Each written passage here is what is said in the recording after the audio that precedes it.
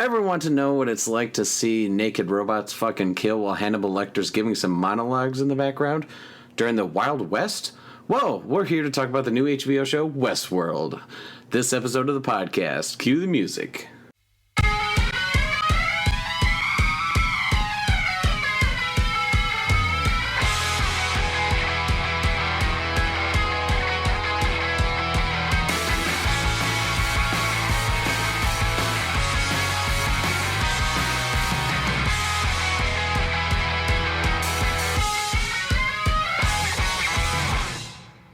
Welcome, everyone, to the Entertainment Buffet podcast. I'm one of your hosts, Brandon Prosek. We took last week off because, Thanksgiving was here and decided, visiting family. Other people were busy, so we'll take the week off. We gave you a new episode of Film Tweakers where I sat down with Heath Rumble to look at Interstellar. And actually, the guest I'm sitting down here with again today, he's from episode 20, Josh Sibley. How's it going, Josh? Good. Am I on the normal podcast again, or is this like a Westworld spinoff podcast? I never know which podcast I'm on. This is the normal podcast. Oh, so I'm like a repeat host. You are. You're who has the most? Like, I want to be like the Alec Baldwin of your show. I think at the moment that's Caleb Jones has been on it about three times or so. So you're close. Oh, that's nothing. That's nothing. You just won't leave, and you'll be on all of them just to. All of them. Then I'll be like a guest star, and I'll play Donald Trump for a while. Oh, God. So, yes, we're here to talk about the HBO show Westworld. We are recording this. The season 1 finale just finished, and we're going to get into that stuff. But before we do, we'll get into the plugs. And like I said, we have another podcast on this feed called Film Tweakers. Josh and I are actually going to be prepping in the next few weeks and hopefully the rest of the year doing some film tweakers of the Star Wars prequel trilogy. That'll be interesting, to say the least. Trying to fix those films is going to be quite difficult. But so check out Film Tweakers or the Entertainment Buffet podcast on iTunes, Podbean, Stitcher, Google Play, Blueberry, all those places. Please rate, review, subscribe so we get the word out to more potential listeners. And if you'd like to see more Entertainment Buffet content, we have our entertainmentbuffet.com site. We are on Facebook, Twitter, YouTube. And in the next couple weeks, we have not one, but 2 Christmas-themed sketches. One of which that me and Josh wrote, and one that me and Jerry Gonzalez wrote here in Illinois. And, they're coming this way, so stay tuned for when those dates come out. But before the end of the year, we're going to be seeing 2 Christmas-themed sketches. Hopefully before Christmas. Hopefully before Christmas. That'll be the ultimate goal. If you'd like to email the show, email us at entertainmentbuffet@gmail.com. And you can follow me on Twitter at theProze, Proze. And please listen to some of my friends' other podcasts. We got Movie Trailer Trash, Brothers Marvel, and the Slobber Knocker podcast about trailers, comic books, wrestling. It's about pretty much all these podcasts cover all the nerdy shit you need to know, guys. So check those out as well as ours. Well, like I said before, I'm sitting down with Josh Sibley again. You were just on last episode, Josh. We talked all about the winter movie season, but now we're jumping on over to TV to talk about Westworld. Oh, is this like episode 21? This is episode 21. Oh, so I'm like a back-to-back host. Back-to-back guest. That's a rarity. Take that, Alec Baldwin. Would you like to reintroduce yourself, or you think the listeners should just know who you are? They should just know who I am at this point. But if they need to know, I'm Josh or J. Scott Sibley, depending on what you've seen me in or around.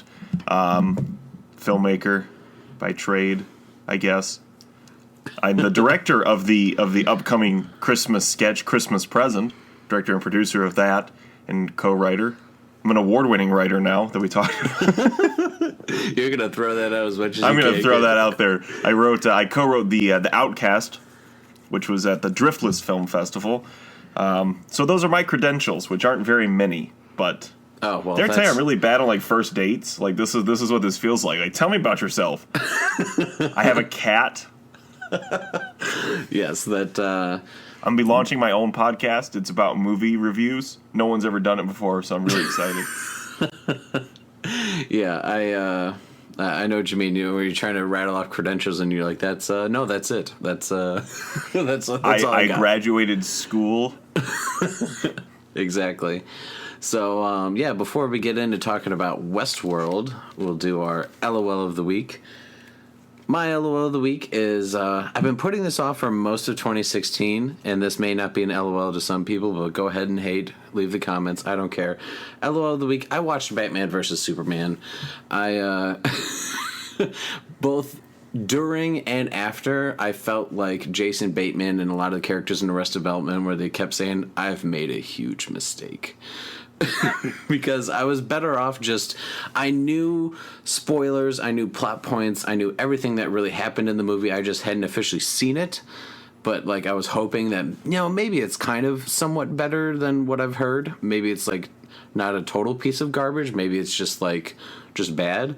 But no, it's I hate to say it, pretty much a piece of garbage. And it was just hilarious how I was able to tweet out how I find this funny, how there were people who sat around in a production studio or an office or wherever, and they said, you know what? This idea that Zack Snyder has, this is worth $250 million for a production budget and maybe another 100 or 150 into advertising. Like, this seems like a golden idea. Hilarious to me. Just absolute laughed out loud when I thought of that. We move on. Josh, what is your LOL of the week? I had a dream the other night. Okay, hear me out. I had a dream the other night. I was running late for dinner with some friends. And the reason I was late is because I was browsing /film.com, of course. And on there was an article saying that John Goodman had gone missing. And I was like, uh-oh, that's not good. And no one could find John Goodman. And he just got cast in some movie, but no one knew where he was. And I was like, strange. And so I went to dinner with my friends, and I woke up, and I was like, what a strange dream. I fell back asleep, and I had a dream I had to do a script read at a Buffalo Wild Wings, of all places. And it was a long rectangular table, and too many actors showed up, and I didn't have enough parts. And I also really wanted a circular table. So I asked everyone, like, hey, can we get the circular table? And so then I was there, and I was getting everything together, and everyone started putting on lipstick. I didn't understand what was happening. And then the TV was going and interrupted to inform me that they had found John Goodman. So, wait, your dreams, they continued the story arc? The story arc continued on, and then I woke up, and I immediately Googled to make sure John Goodman was okay, and then I decided, hey, you know what? Doing shrooms before bed is a bad idea. So wait, how far away were, like, these two times that you were sleeping? Was it, like, within, like, a half hour you fell back asleep, or... I mean, it was the middle of the night, so I woke up, went to the bathroom, went back to sleep. So, I mean, it was a little while. Okay, but in between. But it was still, like, it wasn't like, you woke up for a second and fell back asleep. Like, it was, like, a chunk of time, And your mind was just like, you weren't done with this storyline. You have to find... I often dream in storylines. Sometimes there's music that gets added to my dreams. Sometimes I'll go into, like, I'll be in first person, and then, like, I had a dream last night that I was doing something on a train, and I had to, like, get my camera or something, but I wasn't supposed to, and then I had a voiceover at the end of the dream where I was like, no, I have to have a camera. I have to do these things. And music started playing, and then I went to third person dreaming, and I, like, had shots of me edited as I was walking away. I love how, like, all your things are still, like, film entertainment related. Like, you were doing a table read with actors, and yes. you were scrolling through /film. John Goodman went missing. Like, that is... In reality, I'm a very boring person. Because I'm very one-track minded, apparently. That is wonderful. But we digress. Westworld. So if you guys... Spoilers abound. I was going to say, if you haven't seen season 1 of Westworld, spoilers for the whole thing. The finale just happened. We're going to be talking about stuff that connected throughout the season. We're going to be talking about the finale, where we think things will go for season 2. So let's just dive in. First thoughts on the finale, Josh. What shocked you? What did you love? What did you not love? I don't like the internet anymore. Well, everyone was right about everything. I mean, all the way down to someone guessed Arnold's last name. Yeah, that was... So that's one thing I'll say about Westworld is like when there are Reddit users and everyone with the podcasts like I listen to Decoding Westworld, and they have just talked about crackpot theories and theories like all season. And the sad thing is there are some people that way back in like episode 2 and 3 guessed a lot of the major twists. So it was kind of, I can understand how that was anticlimactic, but they were still good twists to me. Yeah. But I mean, like, I would have been more shocked if William wasn't the Man in Black. Okay. I would have been like, "Oh my god." But we knew that was happening. Yeah. Now, see, I wasn't as much of an avid watcher, apparently, as some people are. I didn't notice the whole thing with the logos being different, and I probably would have picked it up by now. Apparently, HBO tweeted something like, pay attention to the logos or something. Yeah, so they gave people hints and everything, but I don't know. I mean, I got to the habit of watching it on Sunday night, so I didn't get as much spoiled for me as I did when I was watching it, like, in the middle of the week. Yeah. But I still really enjoyed it. It was a very, very well done show. Yeah, I definitely just think all around. I definitely think they were able to craft a season 1 that it does set up some stuff for season 2 in a way. Not quite maybe like major cliffhangers like Samurai World. Yeah. Yes. But they also, there was stuff that had a beginning, middle, and end. So, like, it felt kind of like a mini-series, yet, like, it is going to be continuing. It definitely had a finale feel to it. Yeah. I mean, like, we'll get into what was probably the most shocking thing. I mean, I had a feeling that they may go this route just because of the actor's age, but, like, they kill off Anthony Hopkins. I figured they'd kill off Anthony Hopkins because he's Anthony Hopkins. Yeah, me too. I had a feeling like he doesn't want to... He's not one of those he's going to stay in a series for forever. I mean, if he especially one that's become popular. I could see him coming back in a flashback or something, but... Yeah, I mean, I looked online. I think he's 78, so, like, he probably didn't want to sign on to... like, because his character is, I'm pretty sure, in every episode, if not, like, 9 of the 10. So, like, he probably didn't want to sign on for a shooting schedule that intense again. I believe he and Jeffrey Wright are the only 2 actors who appear in every episode. Yeah, and... So it's funny, like we could talk about the final scene. We'll kind of go backwards even. We don't have to recap the whole episode, but so there's that final scene where Anthony Hopkins was told by Tessa Thompson's character, like, okay, you have to announce you're going to retire, and he goes up, and then all of a sudden Dolores is walking up with a gun, and it's like, oh shit, what's Dolores going to do? And then you notice the one. You didn't figure she was going to shoot him by that point? No, I thought what she was going to do was what she did after, which she started shooting the crowd. So, like, I thought he was just going to, stand there. But he said goodbye to Bernard and everything. Yeah, I mean, I guess I was just...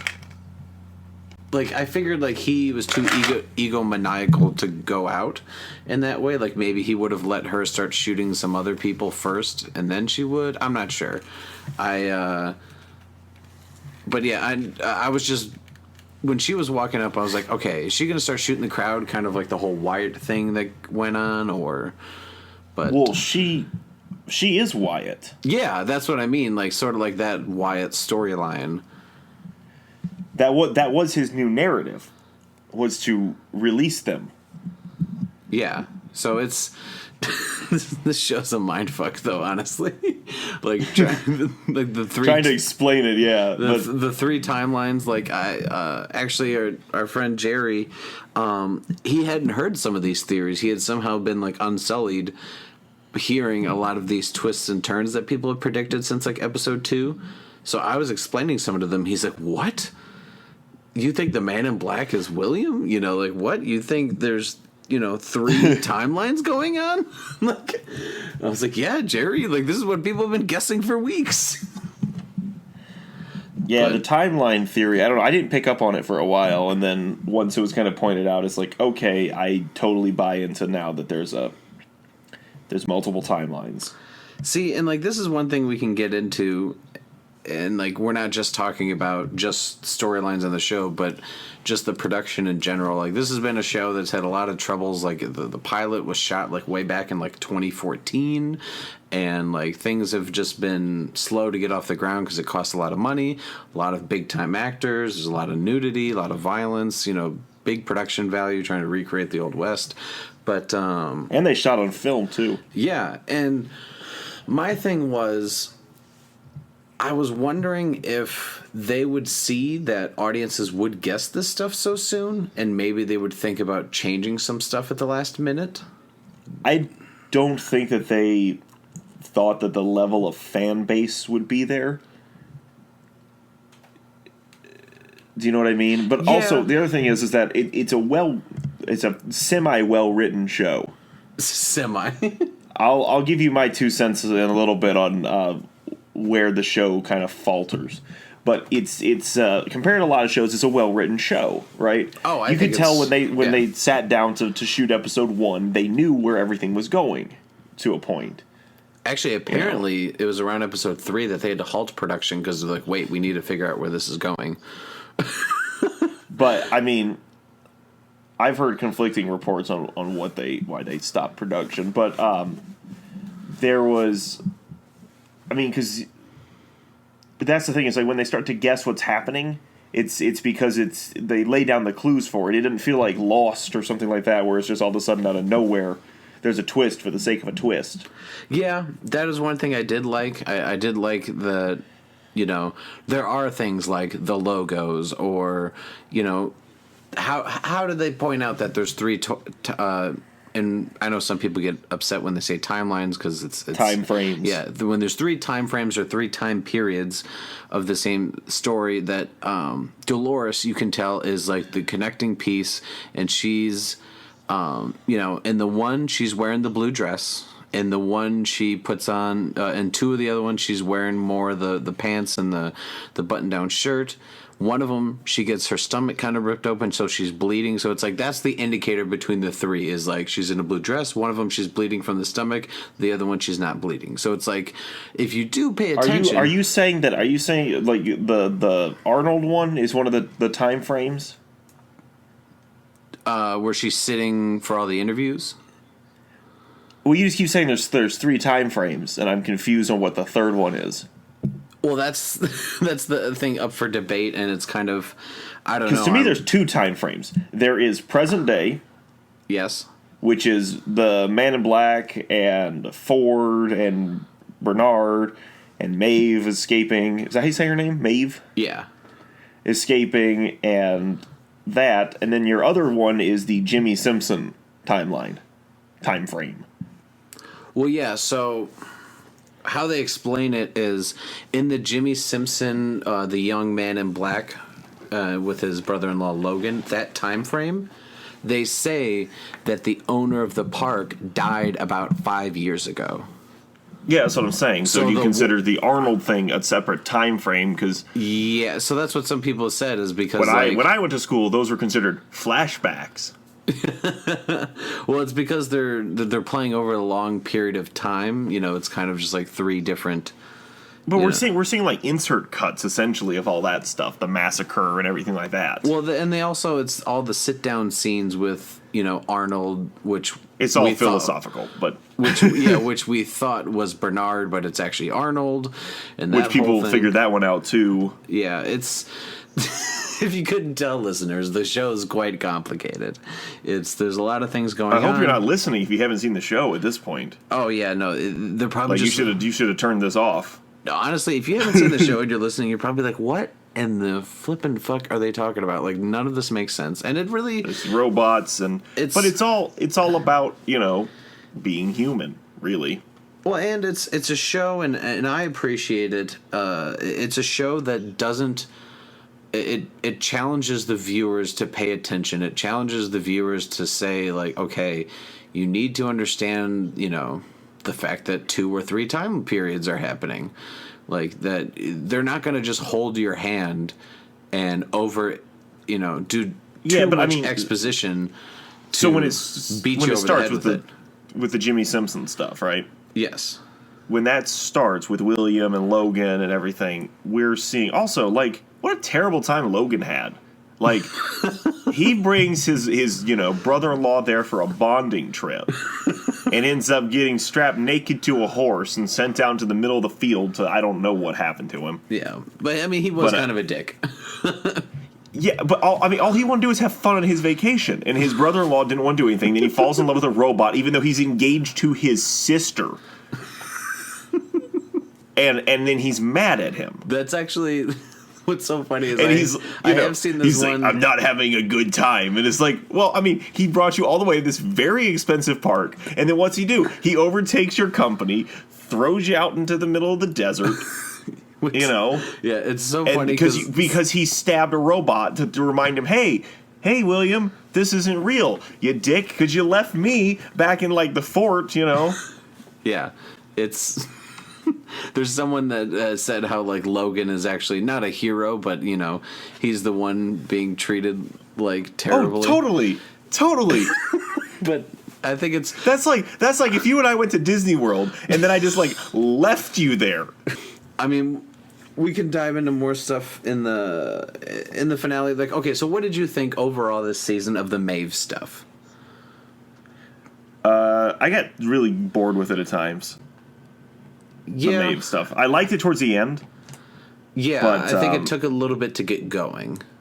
It took forever to get going, and I didn't really know where it was going. I liked her arc when she kind of became a badass. Yeah, it was. But before that, it took so long. It was just like, It's because, like, first she wakes up, and then all of a sudden, a couple episodes later, then she realizes that she can make herself smarter, but then they tell her, oh, well, there's a bomb in your neck that'll blow up if you try to leave. But then she, like, gets them to remove that, and it was such a long process that finally she does try to escape, but then she decides to go back. So it's like, is the big twist that, this is one of the things that'll get you to not leave the park, is that they created this daughter for you, so you'll want to go back to get her? Or, I mean, what did you think of that ending with her going back to the park after it seemingly looked like she was going to escape? I think she was going to escape. I don't think they would have had any issue with it, and she's probably not the first one to escape, But I think that her going back to her daughter was saying, what Anthony Hopkins was kind of highlighting, that they have a choice, and she made a choice that was no better than a human. Yeah. She knew fully well that wasn't her daughter, but the memory was still there. It was still part of her core memory, and you can't escape that. And you can say that about people too. Well, yeah. I mean, there are bits and pieces of people that have, like, a memory or whatever. It reminds me of, like, Inside Out, Yeah. Where they have, like, the little islands or whatever.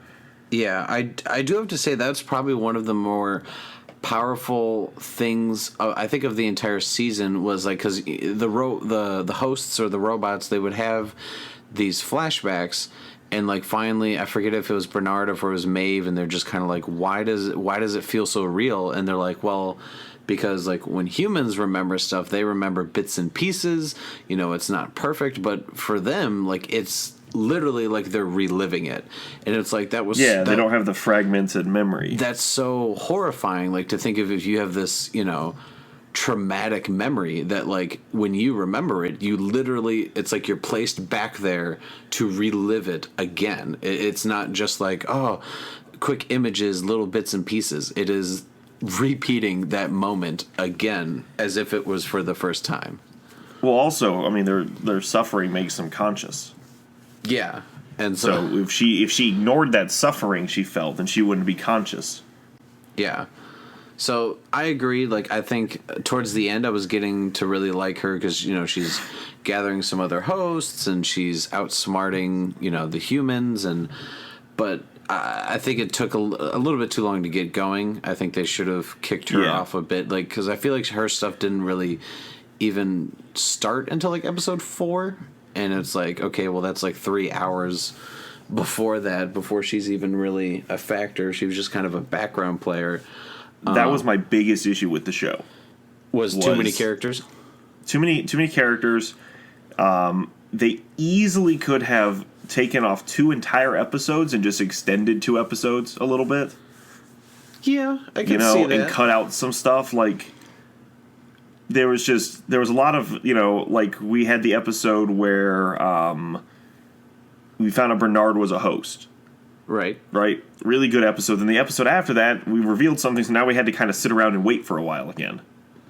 Yeah, I think that is. I think that's one thing that like I respect, but also like it's like there's pros and cons to it. Is like I respect that the show isn't trying to be, because like there are some shows that rush stuff because they're trying to cram so much intense like big moments and twists that it just you become desensitized to them. So like this, they kind of like they really let you just okay.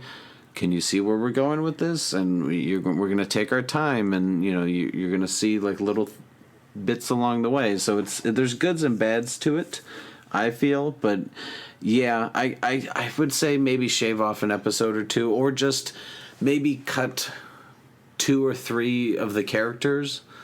But then again, like maybe the reason they wanted, they all didn't need their own backstories, is what got tiring. Well, like, okay, like, Tessa Thompson's character came a little bit later in the season, and I was kind of like, do we need her? And also, like, the snobby British guy who was, like, one of the writers. Like, he seemed pretty pointless by the end of the season. Yeah, and then the entire Elsie and Dollar Store Hemsworth storyline didn't go anywhere. So let's get into that.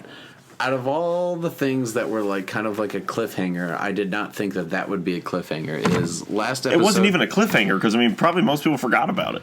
Well, like cliffhanger in the sense that it went unsolved. Like we either they think we don't care and they're just going to not touch on it again, or they're like, oh, I think they got the renewal and then they cut the scene out. Yeah, I mean, so. Because my question was, why include that scene last time in the 9th episode where, I think his name's Ashley in the show? Yeah, Ashley Stubbs. Stubbs, yeah. He goes out and the Ghost Nation Indians attack him. Yeah, so was he supposed to die there, or did Ford take him, or... I saw no bodies, so... Yeah, that's if I see a body, I'll believe it, but without a body, it's purposely done that way, so I'm left... Yeah, I mean, I didn't know if maybe they'd be killed and then Ford would replace them with hosts. I mean, because, yeah, Elsie, they showed Bernard/Arnold, choking her, like, twice between 2 different episodes when she disappeared last. And so it's like, okay, we see her choking, but, you could put someone in a sleeper hold and then put them to sleep. It doesn't mean you're exactly going to kill them. So, like you said, no body, no crime. I want to talk about my favorite character. Yep. Ford. Okay. And I think I texted you this a couple weeks ago that I said I didn't think Ford was a monster like most people did. So explain. Because a lot of people saw that Ford was the villain of the series. He was the thing preventing the hosts from doing their stuff, which they had right to believe. I mean, you saw him kill a lot of people. You saw him do a lot of bad things. I mean, I think the biggest moment, if people were ever unsure, was that he had Bernard killed Teresa. Yes, but Teresa also betrayed him. So it's okay. Well, I mean, I'm not saying it's okay. I'm not saying he's a good guy, but I'm saying he's not this monster that people thought he was, because he was trying to free them. He realized what Arnold was trying to do, and so he's trying to free them. I don't think he meant literally from like Westworld as much as he meant like from their loops. Interesting. So I wonder, that's one thing I wonder where that leaves us for season 2 exactly. Is it going to be they're going to try to wrangle all the hosts again, but they're living on their own? I mean, they're all going to go wild, and Chris Pratt's going to show up and train several of them, and they're going to like have to go fight the new hybrid host they're going to build. And oh wait, that's Jurassic World. Oh, well. Jeff Goldblum's going to show up.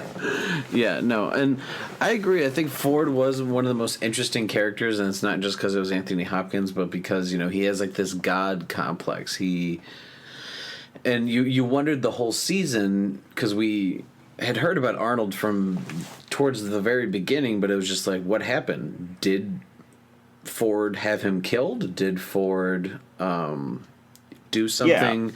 But then you realize by the finale that it was actually Arnold who had himself killed by Dolores.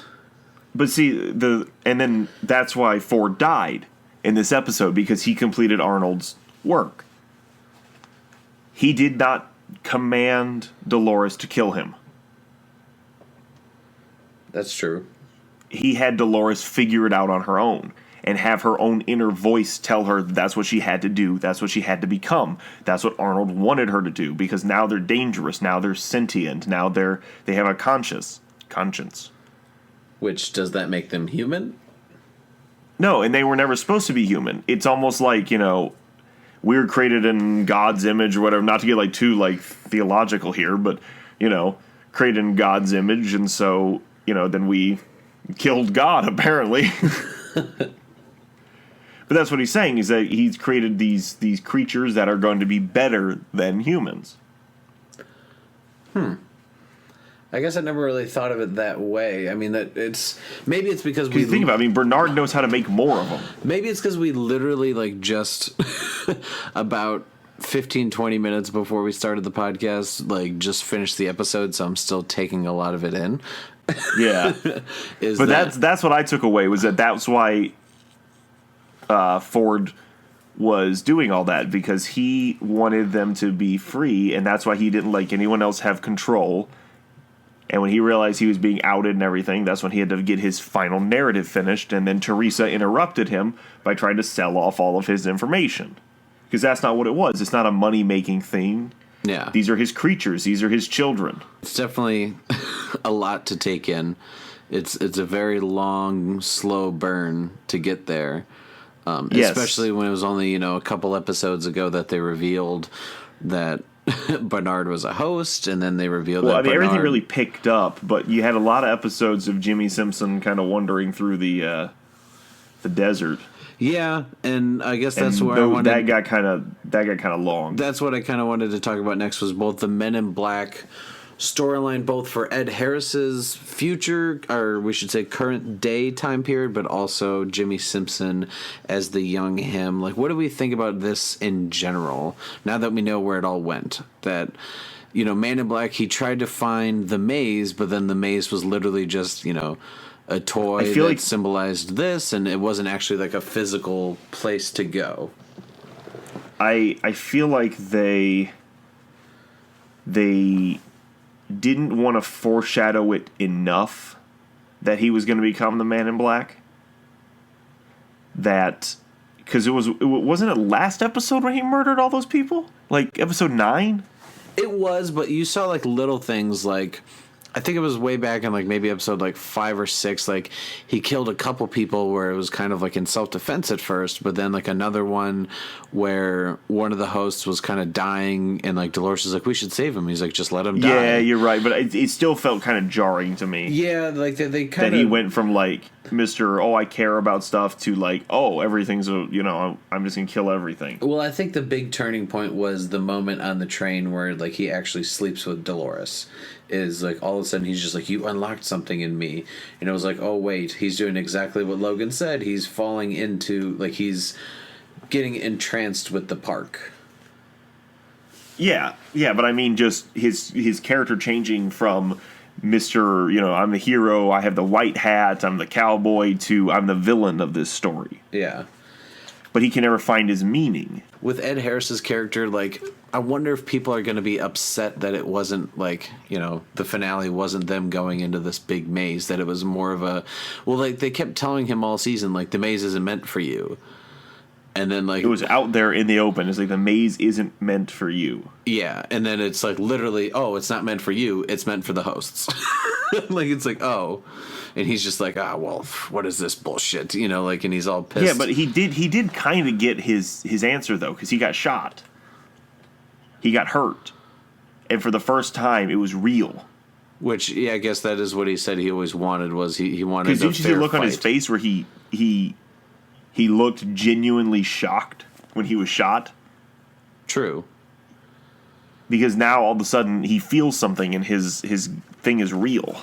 I mean, maybe it's my thing is, and this goes back to kind of like the Maeve thing, where there's a good 3-4 episodes where he's just wandering around with Clifton Collins Jr., Lawrence, and it was then he picks up Teddy, and he's with Teddy for a couple episodes. Like, it was.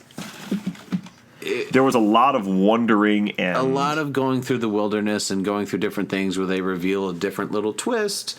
Because it's like, oh, he kills Lawrence, but then all of a sudden Lawrence shows up on the train or on the storyline with young Jimmy Simpson. Like, it just, I don't know. Like, now that I'm looking it back, like I've seen, because I was waiting to see where it all went for these 10 episodes. Like, I'm glad that they didn't stretch this to like 13 or 15. Like, that's what HBO's good at, is they know, like, okay, our episodes are like a genuine hour. We're only going to do 10.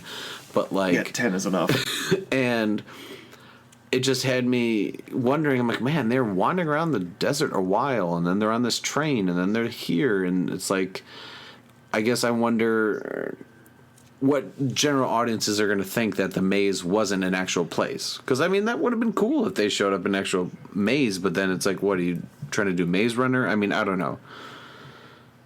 Well, to me, what it felt like was, and this is exactly what the show was a J.J. Abrams production as done through the lens of a Nolan brother.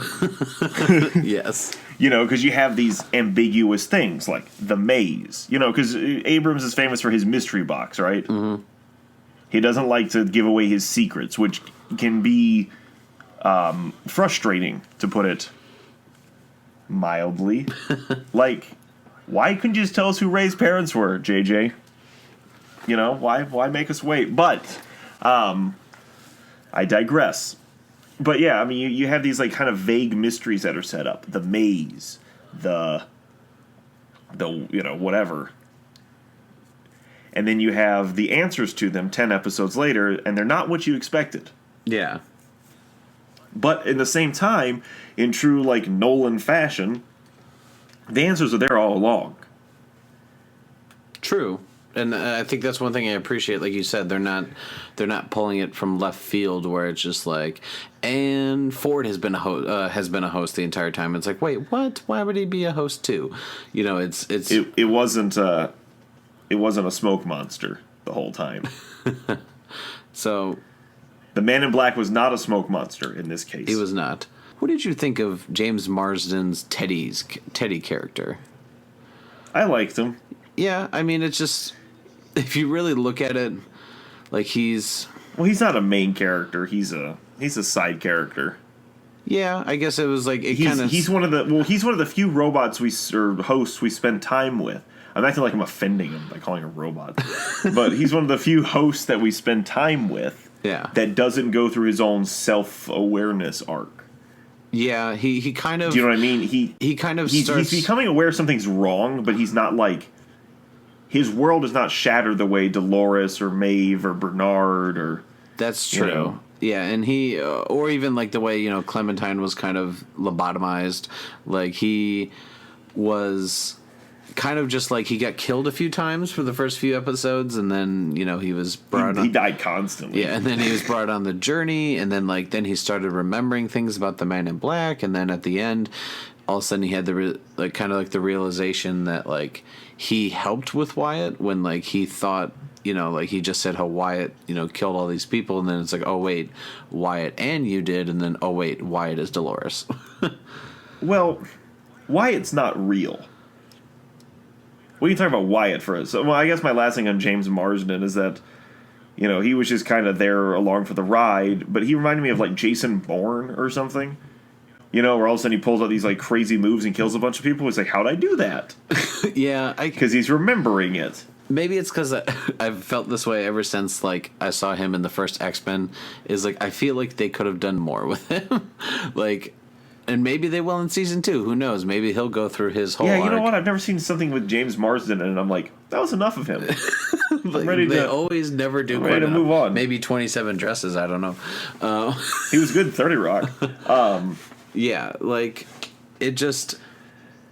Maybe that's what bugged me, is like I wanted him to eventually realize, because even and maybe he will, but I mean that's the thing, is you have so many characters, yeah, but you're a show, so you can do that. But I mean, at the heart of it is Dolores and, you know, whatever story. But yeah, the whole Wyatt thing was not real. Well, and the only reason they even introduced Wyatt into it, like it wasn't like how he kept remembering, which it was this man in like a Confederate soldier uniform shooting people. Is that what you mean? Like, not real in that sense? Because, like, Dolores did actually kill hosts as Wyatt. Yeah, but she didn't call herself Wyatt. Yeah. Okay, I just want to clarify. You know, she didn't, like, put on a hat and go, I'm Wyatt. Yeah. You know, it's not like it was part of a narrative. Yeah, he's just been... That they were making it seem like. He's just been programmed to have a different memory of what happened. This is where we can... one thing you kind of... I do want to point out one more thing that bothered me. Okay, that bothered you? Sure, and then I'll... That bothered me. Because you want to move into season 2? Well, I wanted to bring up the whole samurai world thing that we saw. Oh, well, I want to talk about one more thing that bothered me. Just remind me of Wyatt. So, okay...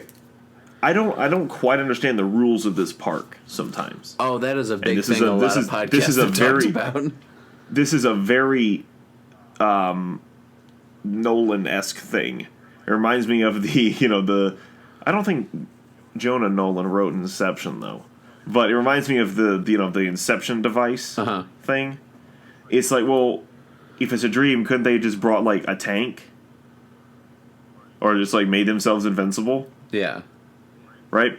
So the whole time Ed Harris is like, "Oh, I want to feel something." But he keeps getting continuously knocked out by hosts. Like, that doesn't seem safe to me in any way. And then that one tried to like hang him? Yeah, so like, but once again, doesn't feel safe to me. Yeah, so I mean, I'll just say what I've heard on other podcasts, and they could be wrong, I could be wrong. I'm not going to quote it as like this is what is real or what I'm saying, but so when you see so one example, like we'll talk about Ed Harris and then the Jimmy Simpson version when he's younger. So when he's younger, he gets shot and he gets knocked back, and it kind of leaves like a little, not scar, but kind of mark. So like 30 years ago, like a rubber bullet. Yeah, so 30 almost. Years ago, it like hurt. But then in the first episode, we see James Marsden shoot Ed Harris, and it doesn't even hurt him. So, like, some people think that kind of back then there was maybe a little bit less restrictions on that, and then, like, maybe now the technology is developed enough that you can maybe change the... Because also in the Jimmy Simpson Logan time period, Logan gets beat the crap out of by some of the Confederate dudes. So it's like... Yeah, but that's what I'm saying is that... So what they think... Yeah, so if they dulled it down, but they knocked him unconscious so this is... several times. What I was getting to is they think... that like when you sign up to go in the park, that you decide your level of like kind of pain tolerance, or like pain, like that, okay, I want to give them the right to knock me out but not make me bleed, hang me from a tree. Yeah, or like maybe he turned us up higher, or I mean the other thing they brought up is that the horse is a host too, so maybe the horse would have looked like he was going to run but then stopped. Or, maybe the tree is technically fake too, so maybe the tree would have, the branch would have snapped. Like, there's a lot of things that could have happened, but I get your point is that it's very... But he was very concerned about it, is my point. Yeah. Do you know what I mean? If he lives in this world where he knows he can't get hurt, why would you be concerned about it? And that's a good question. I mean, another maybe thing they'll retcon it in season 2, but that to me was a couple things like that. Another thing they brought up was like, how do arrows work? Because like guns, it makes sense. Like guns, it's like they can go off like a blank, and then you can just have somehow the technology. It hits the host, and then they just start bleeding. Or it's like I don't know how. Like everyone's aim is perfect and like no one misses or something. But then how do arrows work? Do arrows, are those rubber? I mean, it's very... And that's one thing that's hard when you do these world building type shows is like, do you just have an exposition scene where someone's just like, well, how do the guns work? Oh, well, it's actually this device that does this. It stops the bullet from piercing or, whatever. And... that's where it's like, do you really? The guns didn't bother me because you're like, okay, it's just kind of magic, but it's just when they're only. Magic. You can have stuff like that. That's fine, whatever. But when you have stuff like the man in black can't get hurt, but he can get knocked unconscious. Yeah, it's a little muddy, and it's like, well, that seems dangerous to me. Yeah, it's a little muddy, and who knows? Maybe they'll expand on that in season 2. Not sure, but so yeah. I would have appreciated more clarification, but then again, it's one of those things that it's hard without being too exposition-y. Maybe that's what they're afraid of. But one thing that a lot of people were talking about was, and I haven't seen the Westworld movie that this is based off of, but apparently in the movie there's like medieval world and there's like ancient Rome world or something like that. There's different future world too. Yeah, that's the sequel. Yeah, so there's different worlds and opposed to just the Western, and so in Maeve's escape, she ends up in a room that is samurai world. So my question is for season 2, do they bring some of these characters into different worlds, or do they do some of the season in other worlds? Maybe not samurai necessarily. Like, what? Because the show's called Westworld, obviously. But like, what? I mean, where do we go with these multiple worlds? Do we jump back and forth? Are those spin-off series? I don't know. I don't want to see this become a franchise. Me neither. I really don't. I don't want to see like Samurai World and Future World, and because I mean, where's your story gonna go? Yeah, because they've already. I took it. That could have worked if we didn't have so many actual human behind the scenes characters. You know what I mean? Like if it was just in Westworld. But, like, because we've seen, Stubbs, Elsie, Ford, Teresa, Tessa Thompson's character, because we've seen so much of them, why wouldn't they also just be in this other samurai world or whatever? Or is that just... I mean... I don't know. People of the podcast who are listening, those of you who work at Disney, can you go to the other kingdoms? Like... If you're like, the Mickey Mouse of the animal kingdom, can you like wander over to the other kingdom? Or like, do you not do that? Are you employed specifically at one of the kingdoms? I think so. I mean, maybe that's what it is. I took it as it was a fun little nod to the original.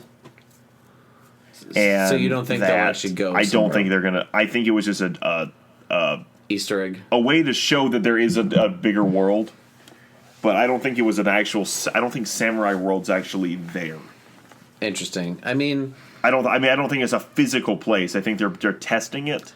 And like one theory that they never answered either is like some people were wondering, and they thought we would get there with the Maeve character, is someone mentioned in one of the first episodes, like, oh, like how long are you going to stay for this cycle or whatever, like of working, like when they're going to go the physical location of Westworld. So like some people think it's like, for example, just on Mars, and so like they thought like Maeve would get out and like we live on Mars or something because there was a post-apocalyptic thing and like everyone's dead, and it's actually the reason people want to go into Westworld is to like I would be very upset if that happened. Like that's just I don't think there's much evidence behind the theory.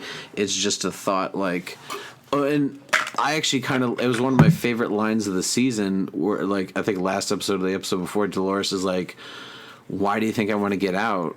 I mean, all of you guys are clamoring to get in. So like that was kind of a thing, is like maybe the outside world is shit, like I took it as it is our world that we live in. Maybe it's a little bit in the future or whatever, but that was the point, was that it's a simpler time. It's a place where you're not coddled, you're not, especially with the way that, our generation is and how the world kind of is right now, it's a place where you go and, you get to really find yourself because you're not drowning in this technology and stuff, but then it's hypocritical because you are surrounded by technology. Mm-hmm. It's the ultimate video game almost. True. And it also just makes you wonder because, like, all these people that are there, like someone, I don't know if they specifically said it on the show for sure, if it was, like, released somewhere. They said it's, like, something like $40,000 a day to be in Westworld. Yeah, they said 40 grand a day. But then you see people be there for multiple days, and then, like, the one episode Dolores is painting, and you see a family with their child. So for just the man, the wife, and their child to be there, I'm sure the kid was cheaper. The discount, but still, like, at least, okay, minimum $80,000 a day. And some people were there, multiple days. I mean, William and Logan, even though they're obviously rich enough to buy the thing, they were there what seemed like could have been weeks. It's very just like, what is, like you said, what is the future world like? Is everyone just rich, but they're not happy because they're all rich, so that this is what they spoil themselves with, or where they can spend weeks on end in a fake world? I do have to agree. I think Ford and maybe Bernard were like my favorite characters. Yeah, they were easily the best because their stories were very. I like Jeffrey Wright too. Oh yeah, he's a really good actor, and so that kind of influenced it. But they were still the more interesting of it because I kind of like the inner workings of the park rather than some of like the narrative stuff that was happening within the park. Yeah, because I mean, it's all fake, so it was hard to care. I mean, I get what they're going for now in hindsight because it's not really fake anymore. Yeah, like they had the moment in the finale where, Dolores was stabbed by Ed Harris and she's dying, and then like Teddy takes her to the beach and he's like, like she's dying in his arms. It's like, well, why are we supposed to, like, yeah, it's the whole question. Yeah, they can feel pain, so are they human? Blah, blah, blah, blah. But it's like, why am I really supposed to care? Because they're just going to wake up and be back to normal. Yeah. But then, like you said, because it was part of Ford's narrative. Yeah, and then they do that big reveal. Yeah, but I mean, to me, it was, yeah, it doesn't really matter. But I guess that these are people that just can't die. You know what I mean? Yeah. My question is, now that we just finished the season, and this could change in the next couple months while we have more time to think on it. But I mean, if you had to give, say, like a letter grade of season 1, like just Westworld, the show so far, what would you give it? A B plus.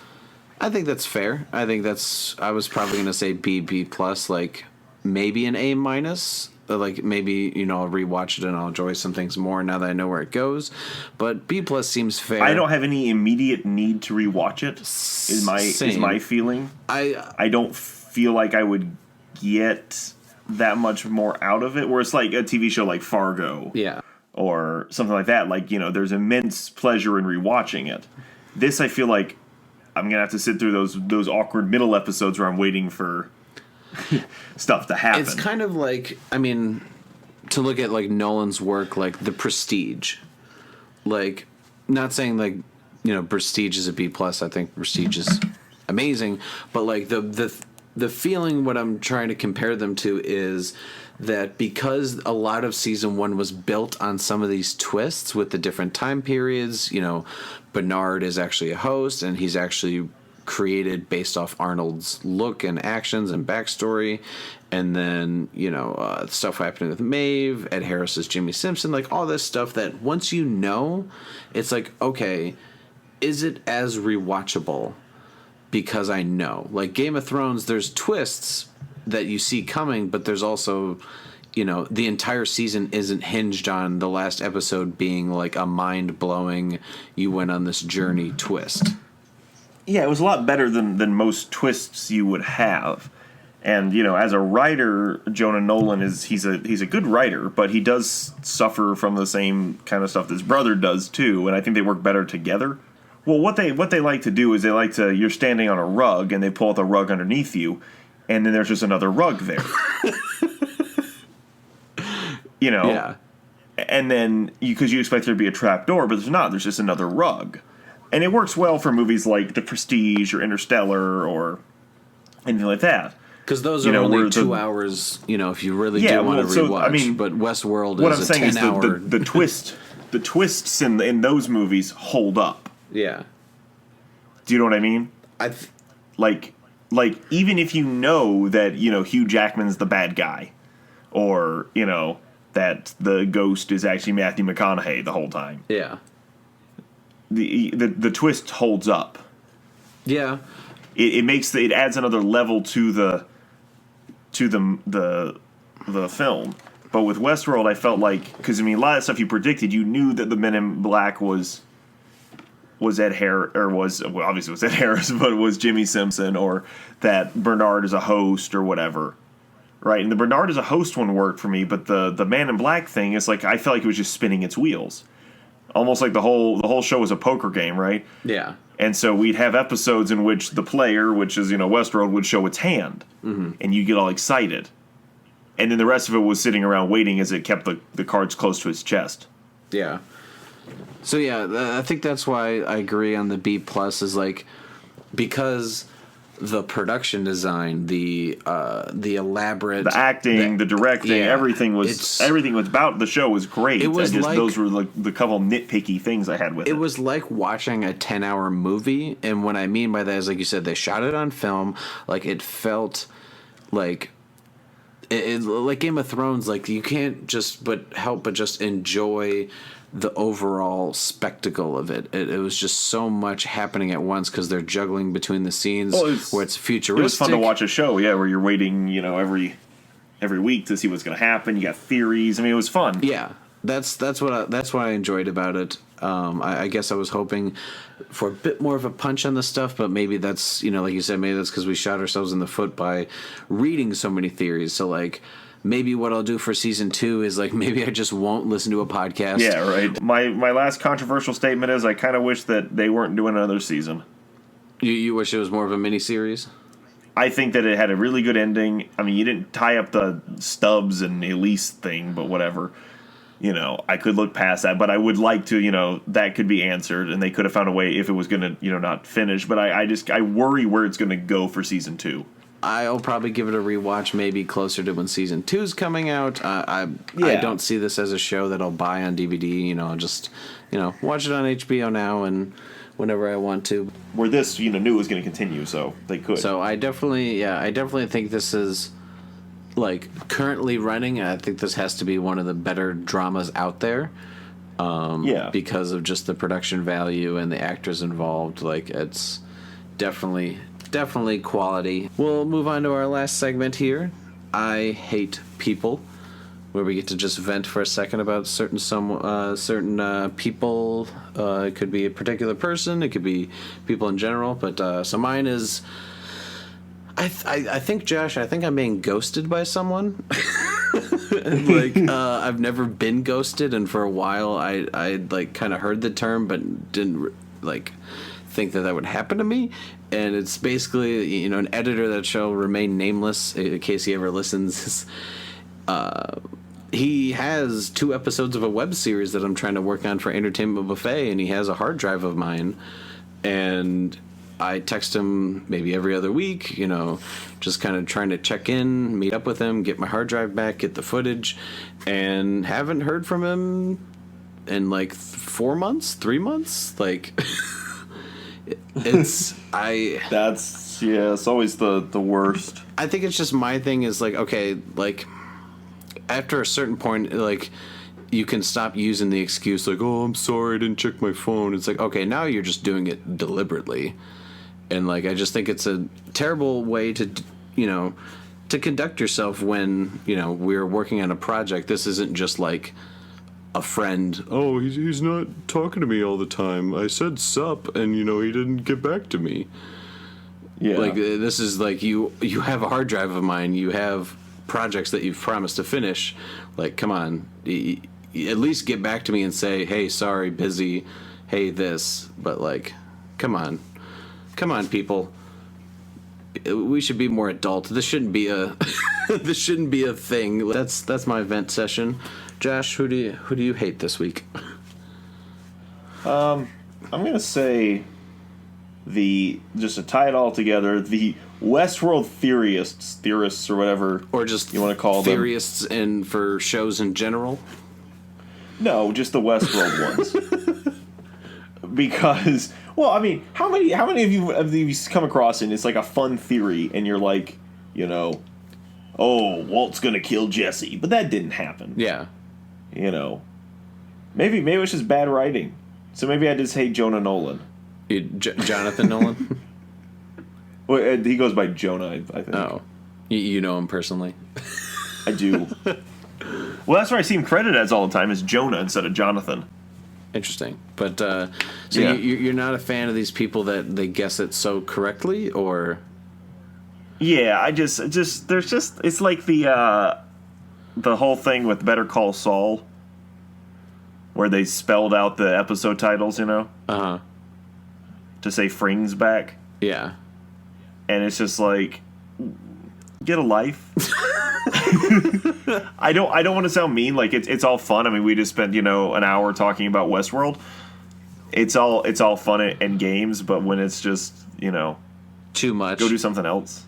Yeah, when you're guessing, when you figured out all these, crazy things because you divided something by something and, went and looked at the episode 8 times and delved into it, just go do something else. I always like to do after I hate people, so take a nice breathe in and a breathe out. Fuck people.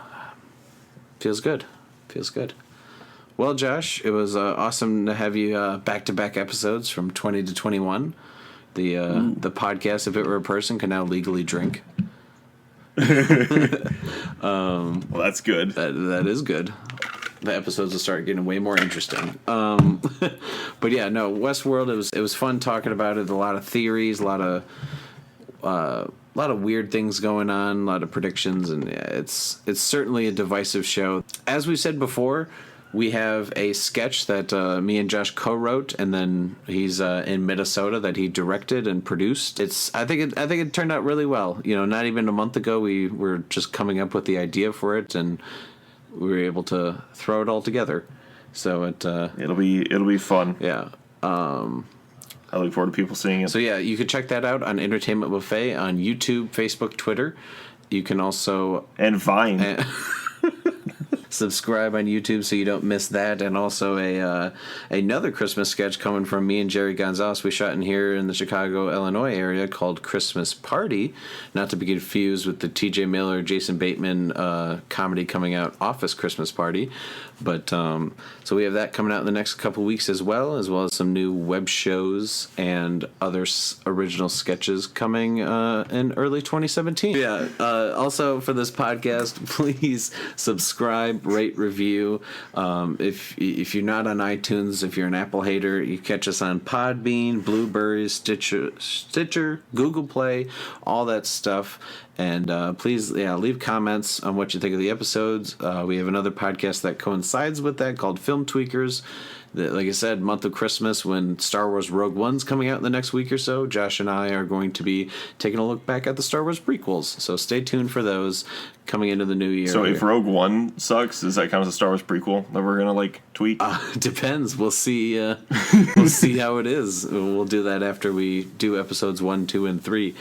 But if it deems tweak worthy, and so yeah, Josh, anything else you want to plug or close out on? Make sure you check out my totally awesome stuff that's going to come next year at some point. I'll have things. How specific?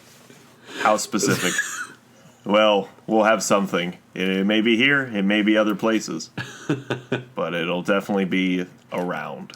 So look forward to that in 2017. Alrighty. That's the name of the show. It may be here, it may be there, but it'll definitely be around. That's a long title. And end of the podcast.